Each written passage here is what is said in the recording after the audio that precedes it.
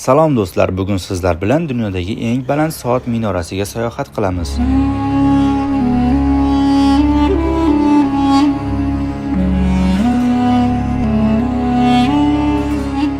Bu nafaqat dunyodagi eng baland va eng katta soatdir, balki islom dunyosining ramziga aylangan ulkan arxitektura mo'jizasi. Makka qirollik soat minorasi yoki Abraj al-Bayt minorasi nomi bilan mashhur dunyodagi eng baland va eng katta soatga ega bino. Uning balandligi 601 metrni tashkil etadi. Minoraning umumiy qiymati 16 milliardga baholangan. Lekin bu hammasi emas. Siz bu soat minorasining tepasida qanday ajoyib muzey yashirin ekanligini bilasizmi? Bugun sizlar bilan ushbu ulkan majmuaning sirlarini birgalikda ochamiz.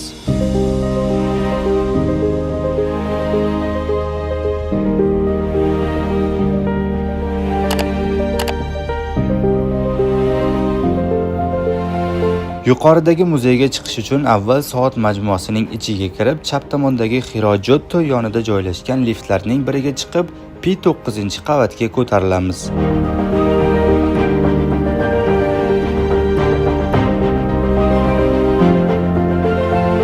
Va Clock Tower Museum deb yozilgan joyga borasiz va u yerda resepsiyonga borib to'lov qilasiz. Bu taxminan sizdan 150-200 real Saudiya pulini tashkil qiladi.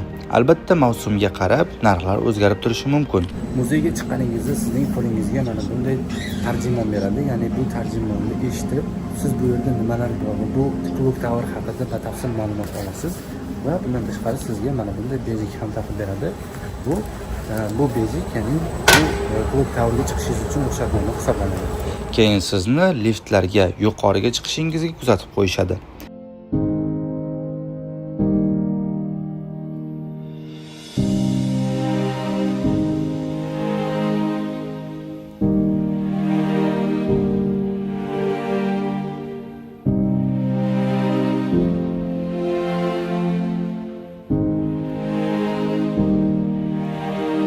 Yuqoriga chiqishingiz bilan soat mexanizmiga ko'zingiz tushadi. Muzey 4 ta asosiy qismga bo'lingan: kosmik fanlar, islomiy taqvim, islomiy astronomiya va soat mexanizmi. Muzeyda soat mexanizmlarining ishlash tamoyillari, astronomlar tomonidan yaratilgan ilmiy asarlar va hijriy taqvimining rivojlanishi bilan bog'liq eksponatlar mavjud. Bu yerda siz tarix va zamonaviylikni bir joyda his qilasiz.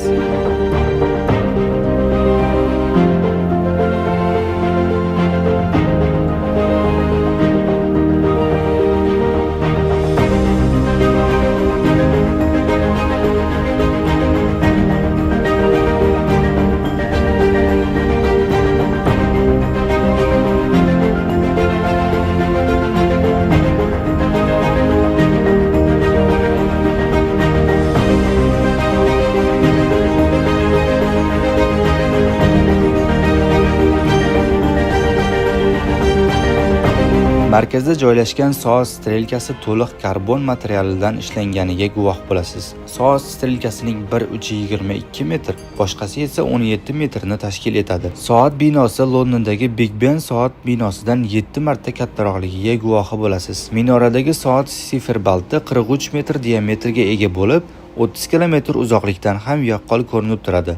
Tunda ham ushbu imkoniyatni berishga sabab 2 million LED chiroqlardir. Tashqi qismiga taxminan 96 million shisha mozaika qo'llanilgan bo'lib, ularning katta qismi oltin bilan qoplanilgan. Umuman olganda bino yuqori qismi va soat atrofiga taxminan 24 karatli 43 kilogramm oltin ishlatilgan. Bu oltin qoplamalar binoga hashamat va ulug'vorlik baxsh etadi.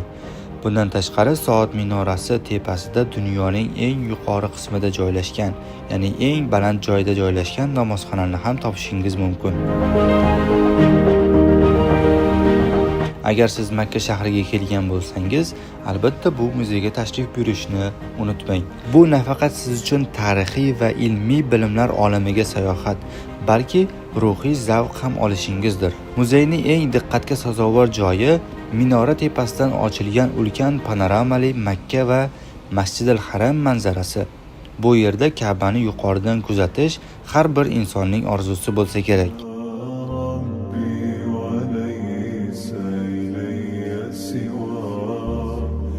مددت يدي مرتجيا